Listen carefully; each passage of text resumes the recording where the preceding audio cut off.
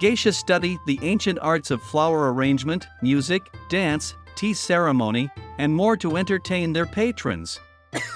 From the tips of their ornate wigs to the hems of their trailing obi, geishas embody the spirit of ancient Japan and Japanese beauty. Getting the chance to meet a geisha isn't as easy to do as other experiences for travelers, but with the right planning and connections, it's a unique opportunity that you can't miss. Young women who decide to become geisha begin their professions on one of several paths. In Kyoto, many newcomers begin their careers around the time they graduate junior high school.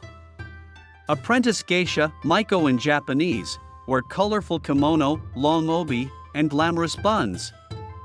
Maikos are required to live in okiya, tea houses, with other apprentices to further their immersion into the culture. They take classes during the day and work at night to practice their wit, humor, and storytelling abilities with customers. At 20, the age of adulthood in Japan, a Maiko's transition to adulthood is celebrated in a ceremony called a mizuage, where her bun is cut off. As important as it is to know what a geisha is, it's essential to understand what they are not. They are not sex workers. In the 16th century, male and female entertainers known as geisha, yes, there are male geishas, but only a handful exist today, began working in the same pleasure quarters as oirin, who were high-class courtesans. However, the geisha didn't sleep with patrons. They put on music and dance performances before the customers met the oirin. Another facet to this misconception is the relationship geisha used to have with men known as their dana. Training to be a geisha requires using kimono, makeup, instruments, and time to master skills, all of which come at a high price. A dana was a man of great means who would financially support a geisha's livelihood. Their relationship, however, wasn't inherently sexual nor romantic. In Kyoto, geisha who wish to wed must stop practicing, but this has little to do with appearing available to their clients. This strict rule is only enforced because a geisha is expected to be married to her work, and a husband could distract her. However, Kyoto women can enter civil unions and raise children without giving up their careers. Outside of Kyoto, geisha have been known to get married, start a family, and continue working. The most traditional and immersive way to interact with a geisha or maiko is to hire them to act as hostesses for a meal. Although these events are quite desirable, they tend to be difficult to access for foreign travelers, as you must go through a third party like our well-connected staff at All Japan Tours. Small groups of 2 to 5 people might hire 1 or 2 geisha or maiko, but larger groups usually hire more. Buddhist monks adopted the graceful tea ceremony from China thousands of years ago. Each purposeful movement, from the whisking of the matcha powder to the passing of the teacup, requires strict adherence to tradition and hours of practice. No one knows this better than the geisha and maiko who perform it on a regular basis. Most Japanese people who attend a tea ceremony kneel on cushions or a tatami, rice straw, floor. Depending on the number of people participating, the entire process can take up to an hour. If you're unaccustomed to sitting on your knees, try to find a facility that provides chairs.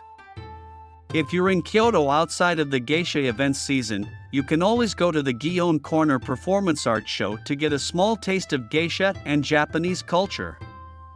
The 1-hour shows take place every day except for public holidays and exhibit tea ceremony, flower arrangement, ikebana, performing arts, and more. The traditional geisha dance kyomai is the highlight of the show, and it's performed by real maiko. After the show, be sure to check out the Maiko Gallery where you can watch videos of dances and see maiko hair accessories. If you're lucky, you might get a chance to take a picture with the maiko dancers. In the Gion Geisha district of Kyoto and other geisha house districts, look out for the hanamachi, flower towns, that have streets lined with geisha tea houses. If you're lucky, you might get a chance to see a geisha or maiko dashing from her home to work. Most Maiko and Geisha work at night, so you can increase your chances by walking through these streets between 1600 hours and 1800 hours. Many shops in Kyoto offer the chance for travelers to learn the beauty secrets of geisha. For a reasonable price, you can get a full geisha makeover. Experts will teach you how to dress like a geisha, and they'll paint you with the same white face powder geisha and Maiko use for makeup. By reservation, some shops provide photo shoots or allow you to walk around the streets of Kyoto in full regalia. If you do step out in the streets, be prepared for an onslaught of fellow travelers vying to take your picture.